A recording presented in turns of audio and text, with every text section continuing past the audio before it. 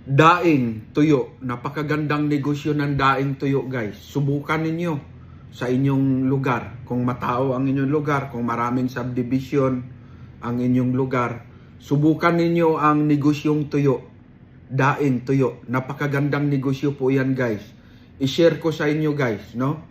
Ang pagninegosyo ng daing tuyo ay hindi ka natatalo. Kumbaga, panalo ka palagi kasi in demand Maraming mga customer, maraming mga client, vendor ka ng tuyo. Kasi nung ako'y nagnegosyo ng tuyo guys, umabot ng 60 ang aking mga tauhan sa pagninegosyo ng tuyo.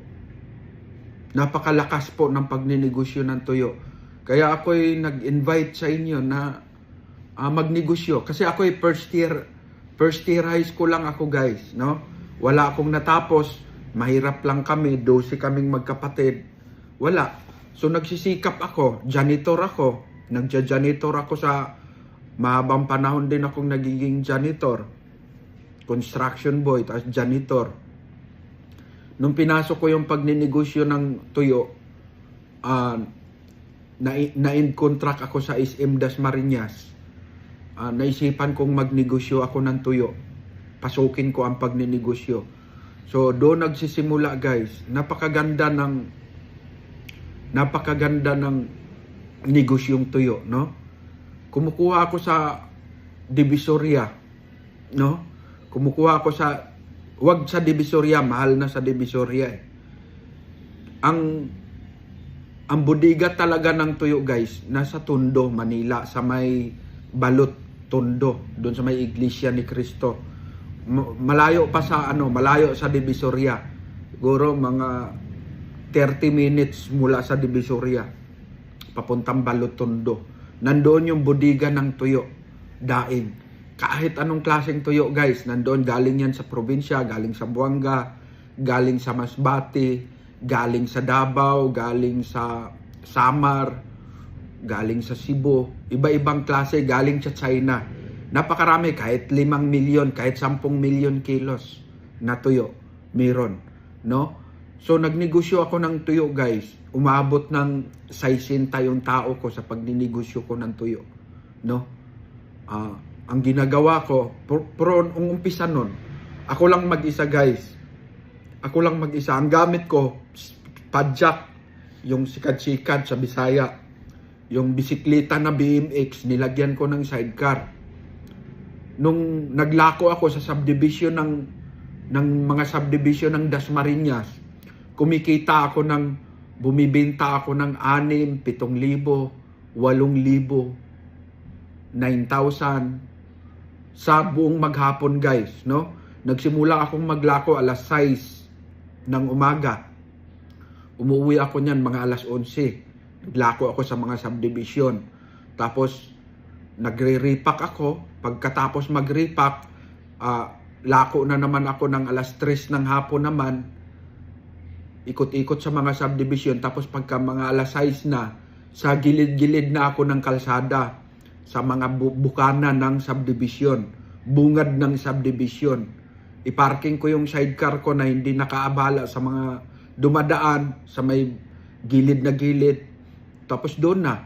Malakas po ang binta ng tuyo guys. Kasi practical yan eh. At saka ang mga tao dito sa mga subdivision halos mga Bisaya din, mga taga Mindanao, Visayas, mga sanay sa mga ulam na mga pangmahirap, katulad ng tuyo. Kaya subukan ninyo guys ang negosyong tuyo. Hindi kayo magsisi, no? Hindi kayo magsisi sa negosyong tuyo dahil napakaganda. Umabot nung nakita kong maganda ang kitaan. Kumikita ako guys ng 3,000 eh. Kumikita. Malinis yun ha. Malinis yun. Labas lahat.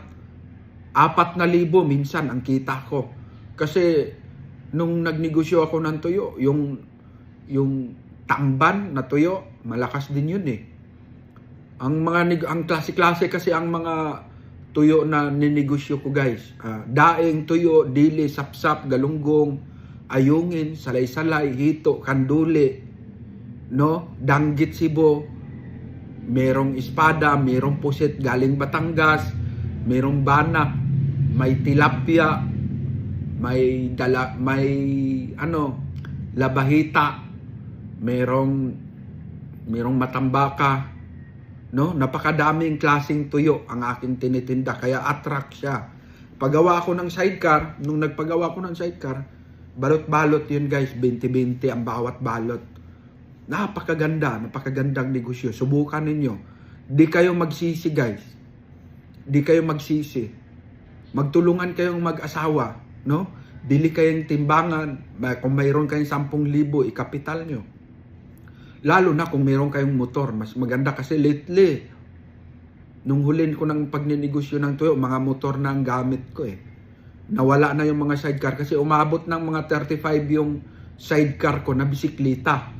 Umabot ng 35. Hakot ako ng mga tao galing sa probinsya, guys. No? Hakot ng mga tao galing sa probinsya. Pinadalhan ko ng mga pamasahe galing Masbate, galing Misamis Occidental. Tapos pagdating dito, iti-training ng pagre-repack at pagtitinda. Ganun ang ginagawa ko. Tapos nung medyo marami na talagang sidecar, naisipan kong magpagawa ng motor. Bumili ako ng motor, Badja, tapos bumili na ako ng mga barako na motor. Yun naman, hinihila yung mga sikad-sikad, hinihila, dinadala sa kanilang mga subdivision na area. Ganun po ang ginagawa ko guys. Napakasarap po ang negosyo eh. No? Sana ma-inspire kayo sa aking mga sinasabi na mga negosyong ito. Marami akong negosyong ituturo sa inyo guys. Marami akong negosyong ituturo sa inyo na talagang sulit na makarating kayo sa kaginawaan guys. No? Kasi ako, first year high school lang. Wala akong pinag-aralan. Wala akong chance para makapagtrabaho ng magandang trabaho. Pinakamaganda kong trabahong nadaanan, janitor. Minimum wage, 364 ang isang araw. Pero nang naranasan kong magnegosyo guys, lalo na sa tuyo, nakakain ako ng mga masasarap na pagkain. Kakain ako ng mga karne, mga prutas na dating dinadaan-daanan ko lang yung mga prutas. Kinakain ko na, nabibili ko na yung mga gusto ko. Nakabili na ako ng mga mamahaling damit. Nakabili na ako at saka nakabili na ako ng mga sasakyan. Oh, nakabili ako ng mga L300 na sasakyan. Hanggang sa ako na ang nagbabagsak-bagsak sa mga palengke guys. Ako na ang nagbabagsak sa mga palengke. Sa Dasma, mga talipapa, kumukuha 3 kilo. Mababa na lang ang tubo ko sa per kilo kasi pang negosyo eh. Kumbaga ang kuha ko sa tuyo 60, ang benta ko na lang 110. So halos kalahati pa rin. Kasi pag ilalako ko guys, maganda ang tubo. Kasi ang benta ko 220. Kasi nagbibis din ako sa presyo din sa mga palengke, sa mga malalaking palengke kung magkano benta nila. Di kung magkano ang benta nila, halos ganun din ang presyo ng negosyo ko. Pero ang ka-advantage lang ay dinadala ko sa mga bahay-bahay, nilalako ko. Yun ang kagandahan sa negosyong paglalako. Dahil ikaw ang lalapit sa mga customer. Ikaw ang lumalapit, lalo na pag tag-ulan, napakalakas ng daing tuyo. Lalapit ka sa mga bahay-bahay. Mas advantage kaysa mamalingki pa sila. Partneran lang nila ng mga lakimiyan. Napakasarap na ng kain. Tipid, practical. So subukan ninyo ang pagninegosyo ng tuyo guys. Di kayo magsisi. No? Marami ako mga tao na nagsarili na din. Mga umaasenso na din guys. May mga 5 motor na hanggang ngayon nag-aano pa rin sila ng mga tuyo sa Bulacan, dito sa Dasmariñas, tutuyo pa rin sila. Kaya lang yung iba hindi umaasenso dahil hinahaluan ng bisyo.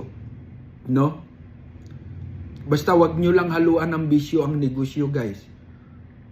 Aahon ka sa kahirapan. Giginhawa ka kasi napakagandang negosyo ng tuyo. Di kayo magsisi, no? Nakain ko lahat yung gusto kong kainin na mga masasarap na pagkain. nagnegosyo ako guys, hindi ko hinahaluan ng bisyo, daing tuyo. Kahit anong negosyo ko, hindi ko hinahaluan ng bisyo.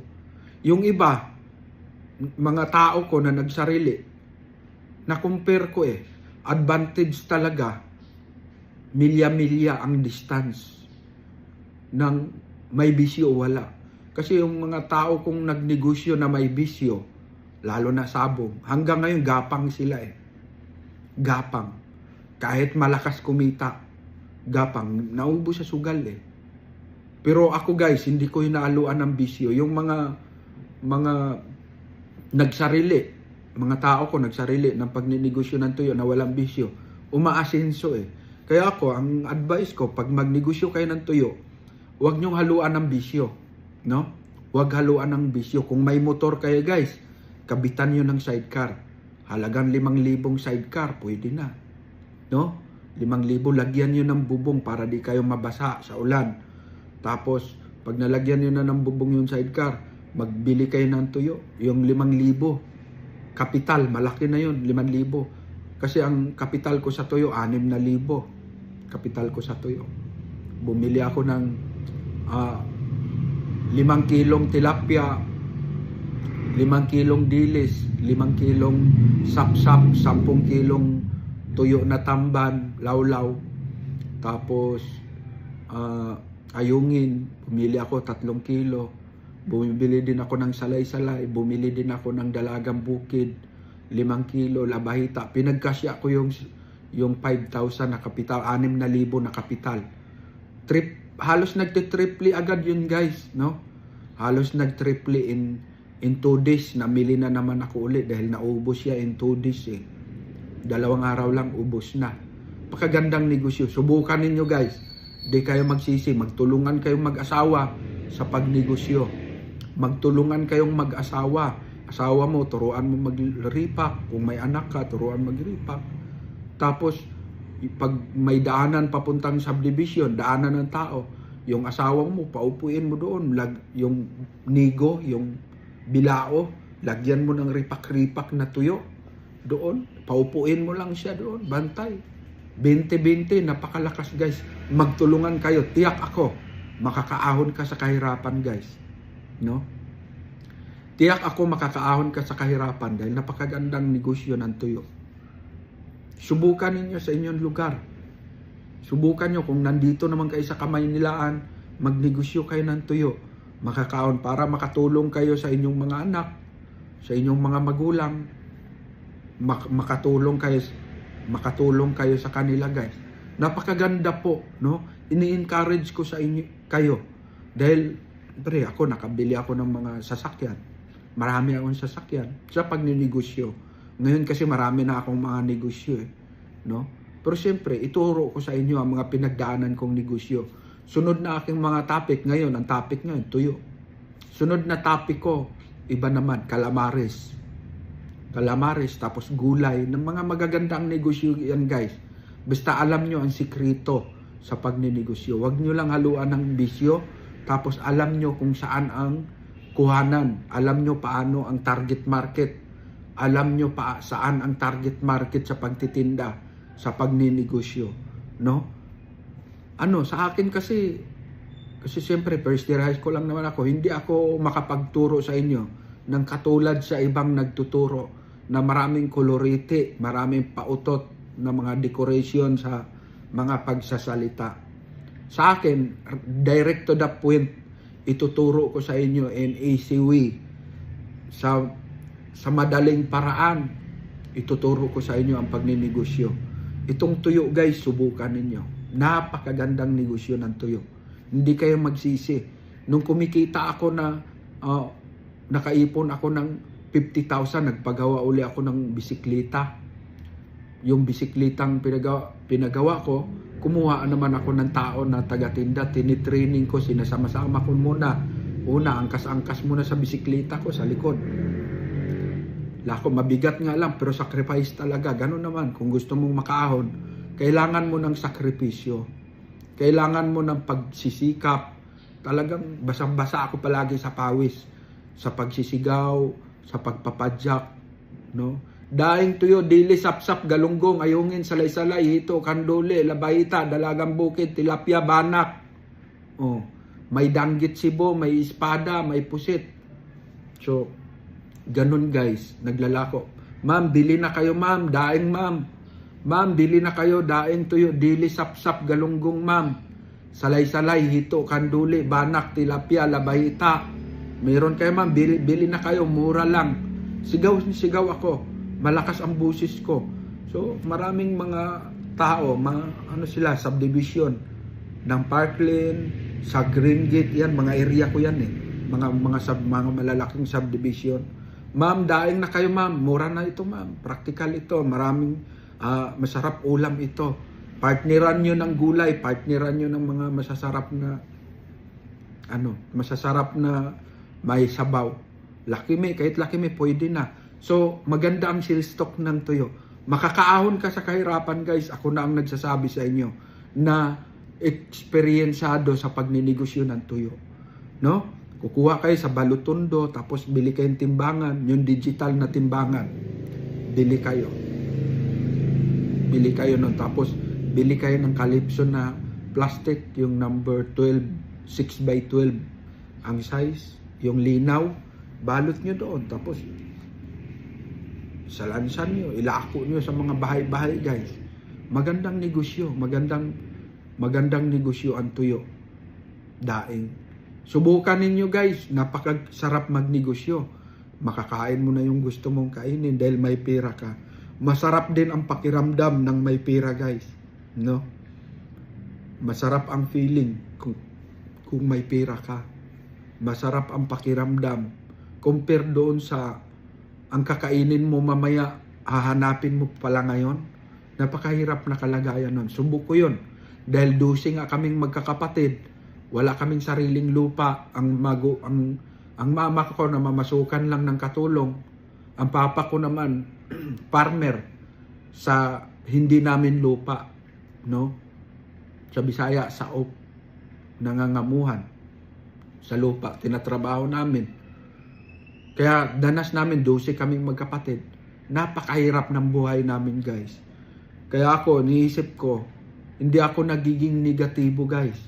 Positive ako pagdating sa negosyo, tuloy-tuloy. Tapos, nagiging, breadwinner na ako 2008 sa aking magulang. Ako na ang bumubuhay sa aking mga magulang. Ako na ang bumubuhay. Hanggang ngayon, ako na ang bumubuhay. Meron silang 12,000. Namatay na ang papa ko noong 2020 pero sagana ayon.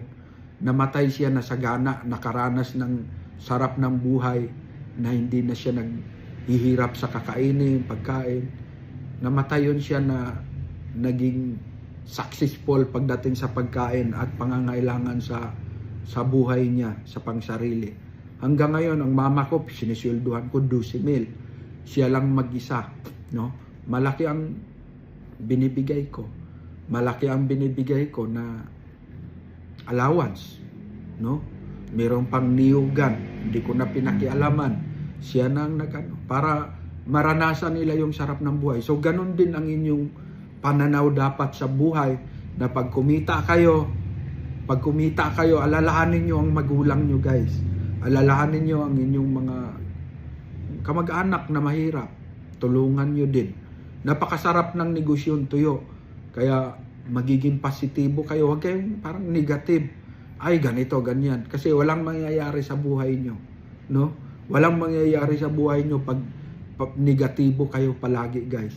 Nasa negosyo ang pera. Wala sa pamamasukan. Nung namamasukan ako ng janitor, 364, ang aking ATM nakasangla palagi. Ang aking ATM nakasangla palagi. Nakasangla ang nag-claim ng aking sahod doon sa patubuan, yung sinanglaan ko na 10%, yun yung nag-withdraw ng ibibigay sa akin yung sobra. Yun na lang guys. Tapos pag naubos, pag natapos na yung utang ko, relon uli, sangla uli. So non-stop yun, walang kaginhawaan ng aking buhay nung ako'y nagja-janitor. Baon sa utang at namamasahe ka, 364, tapos bawasan ka pa ng agency mo. Agency ako ng janitor ko dati, City Service at saka Reliance Resources sa Makati. Janitor ako. Malaki ang bawas, kinakaltasan, may others pa. Walang mangyayari, pagkain ko pa, nagre-rent pa ako, binata ako nun guys. Wala, kahit binata, di hirap di ka makabili ng, hirap makabili ng brief pag ang namamasukan ka lang ng mga minimum wage. Dahil sa mahal ng bilihin, lalo na ngayon. Kaya ako guys, nag-i-encourage sa inyo, magnegosyo. Nasa negosyo ang pera. Lakasan mo lang yung loob mo. Siyempre, unang-una sa panalangin. Manalangin ka sa Panginoon na sana bigyan ka ng magandang negosyo na makakaahon sa kahit papaano, makatulong ka sa magulang mo, ang mga anak mo, mabigyan mo ng magandang negosyo, magandang buhay. Ngayon kasi guys, successful na ang negosyo ko, no? Sa pagninegosyo ako umasinso guys, no? Nag-i-install ako ngayon ng mga industrial ceiling fan, yung mga malalaking industrial ceiling fan, yan ang mga negosyo ko. Mga client ko, mga warehouse, mga factory, mga simbahan ng mga Katolikong mga malalaking simbahan, tsaka mga gym, mga mayors, mga client ko yan. So, yan ang mga negosyo ko, at saka mga CCTV, mga solar, yan ang mga negosyo ko. Marami akong mga negosyo ngayon guys, no? Data structural cabling, yung mga internet sa mga call center, iyon ang mga negosyo ko ngayon guys, no? Structural data cabling at saka IFDAS, yung gumagawa ng mga ano sa Fire Pro, mga sprinkler ng mga building. Yan yung aking mga negosyo ngayon guys. So siyempre, saan ba ako nagsimula? Saan ba ako nakalikom ng mga pangkapital? Saan ba ako natutong magnegosyo? Siyempre, nagnegosyo ako, nag-start ako sa maliit. Sa pagninegosyo ko ng tuyo, umabot ng 6 yung sasakyan ko. No? Umabot ng 6 na sasakyan. Umabot din ng 35 yung padjak ko. Umabot din ng mga 20 o 18 yung motor ko. No? May barracks ako sa Bulacan, Santa Maria, Bulacan noon, sa may parada. Tapos may barracks ako sa San Jose, Batangas. Mga naglalako sa Batangas ang mga tao ko, buong Batangas ang naiikot nila. Tapos dito Santa Rosa, Laguna, tapos Dasmariñas at saka Carmona, Cavite. Yan yung mga barracks ko guys, mga hideout ng mga tao ko. May mga manager ako na nag-ayos. Pero siyempre, una pa lang ako ang nag-uumpisa. Ako lang mag-isa nung nakaipon, kuha ng tao, minamanage ko, libre lahat, porsentuhan, no? Pinadalan ko ng pamasahe, tinitraining ko. Tapos, binitawan ko na siyang maglalako, kumikita, nag-earn ng money, ng pera, yung aking taong kinuha galing sa probinsya, no? Subukan nyo ang negosyong tuyo, guys, no? Antabayanan nyo ang aking vlog, ang aking pagbablog sa pagninegosyo. Mas maganda kasi yung nagtuturo sa inyo, guys, na katulad ko walang pinag-aralan para easy ninyo. Kasi pag ang nagturo sa inyo, very professional at saka mga mayayaman, mahirap nyo din paniwalaan kasi mayaman at saka nag-aaral Hindi may encourage yung mga hindi nakapag-aral na tulad ko, first year high school lang. Hindi may encourage. So ako, nagtuturo ako ng business, nagbablog ako. Subukan ninyo, basta ang lagi kong bilin guys, huwag nyong haluan ng bisyo. Marami akong nagiging negosyo. Guys, sinubukan ko ang pagpuprutas. 6 yung tao ko, 6 yung motor ko sa pagninegosyo ko ng prutas. Nagnegosyo din ako ng ihaw-ihaw, no? Mga liempo, pakpak, hita ng manok, bangus, yung tulingan. I-topic ko sa aking vlog ngayon, mga darating guys. Nagnegosyo din ako ng mga itlogan at saka mantika. Napakagandang mga negosyo yan guys. Ituturo ko sa inyo yan. Fishball, nagnegosyo ako, no? Isdang sariwa, nagnegosyo din ako, nagpapalako din ako. Sinubukan ko ang mga maliliit na negosyo. Guys, bigyan ko kayo ng tips, napakagandang mga negosyo yan. I-try nyo. Huwag kayong mahiya, huwag kayong guys, kasi pag mahiya ka, kawawa ka, ikaw din ang magsasuffer. Ikaw din, habang buhay kang maghihirap, kung mahina ang loob mo, negatibo ka palagi sa iyong buhay, lalo na sa pagnegosyo. Kung meron ka, ako, namimigay ako ng pangkapital, no? Namimigay ako ng pangkapital sa aking Facebook page, Jupiter's TV 2.0. Namigay ako ng kapital. Linggo-linggo ako nagparapol. 30 ang mananalo. 30 ang papalaring manalo ng guys, no? Magkaroon ng kapital. 10,000 ang binibigay ko. Linggo-linggo. 10,000. Bawat mananalo, guys, no? Ang bawat mananalo nasa 5,000 ang 10,000.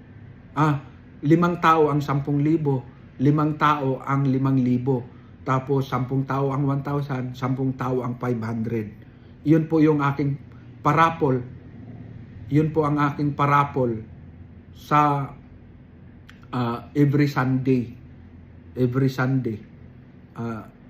Nirarapol ko, meron kang sunding mechanics. May sundin kang mechanics na hashtag Jupiter's Capital Negosyo Raffle at yung cell number. Iyon ang pinipick ng comment apps sa ruleta, tapos iniikot yun tuwing linggo. Pag-ikot at tatapat sa'yo, manalo ka ng 10,000 pang kapital sa negosyo panimula. Yan po yung aking pagbablog. Ang tabayanan ninyo, ang iba ko pang vlog. Ang topic natin ngayon ay tuyo. Bukas, ang topic ko na naman, barbecue. Napakagandang negosyo ng barbecue. Ituro ko sa inyo, guys, step by step. Napakagandang negosyo ng barbecue. Talagang makakaahon kayo sa kahirapan. Naawa ako sa inyo. Naawa ako sa aking mga katulad kong pinagdaanan, mahirap. Wala nga kaming CR sa bahay. Wala kaming sariling lupa. Kubo-kubo lang ang aming bahay. Siksikan kami. Ang kanin namin, hinahaluan ng kamuting kahoy para magkasya. Tapos laging malunggay, ulam, alugbate. Yun ang laging pagkain namin sa probinsya, guys. So, sana makapagbigay ako ng counting ma-inspire kayo, inspiration sa inyo na ngayon, ano ba ang property na nabili ko? Marami akong bahay ngayon, guys. At marami akong sasakyan. No, meron akong Fortuner, meron akong Everest, meron akong Santa Fe, meron akong Trailblazer, meron akong Hilux, meron akong Navara. Marami akong, meron akong H100. Marami akong sasakyan. So, yan ang aking mga achievement sa aking buhay ngayon. Tuloy-tuloy lang ako sa pagbibusiness at i-motivate ko kayo sa pagnenegosyo, guys. Sana nagustuhan ninyo ang ating topic. Ang ating topic ngayon, tuyo. Saan kukuha ng tuyo? Sa mga supplier.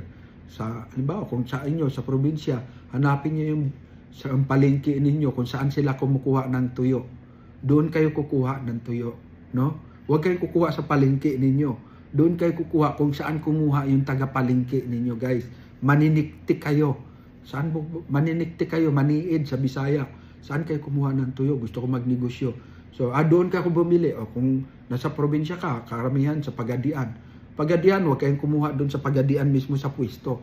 Kung saan kumukuha yung nasa pwesto, doon kayo kukuha.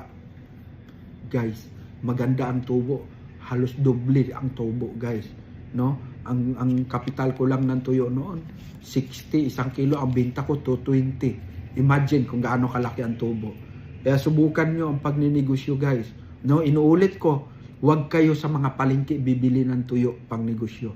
Kung saan kumukuha ang mga taga-palengke, doon din kayo kukuha. Huwag kayong kukuha sa palengke dahil doble na ang presyo nun.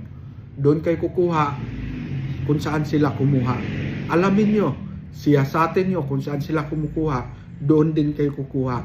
Guys, napakagandang negosyo ng tuyo. Nagiging successful ako dyan. Kabili din ako ng bahay dyan. No? Mga motor, mga sasakyan sa pagninegosyo ng tuyo. Subukan nyo ang tuyo, guys. Hindi ka magsisisi. At ito ang Jupiter's TV na nagsasabi, huwag haluan ng bisyo ang negosyo. Kahit anong bisyo, guys. Yung babae, malas yan sa buhay. No? Ang negosyo, blessing yan. Biyaya yan na galing sa Diyos.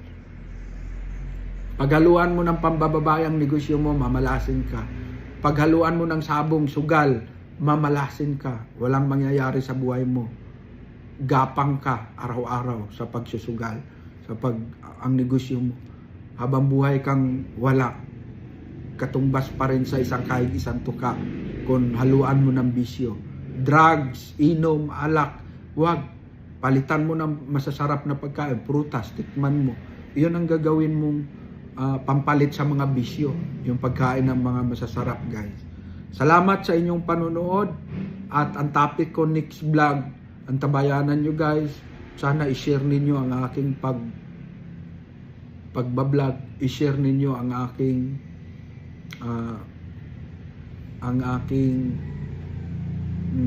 pagbablog, no? Marami akong business na ituro sa iyo. Ang aking mga video, ibahagi ninyo, guys, para marami tayong matutulungan, ma-inspire, at huwag kalimutang mag-comment, #Jupiter's Capital Negosyo Raffle.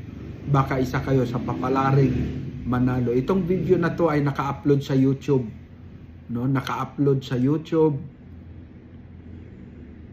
at Facebook page Jupiter's TV 2.0.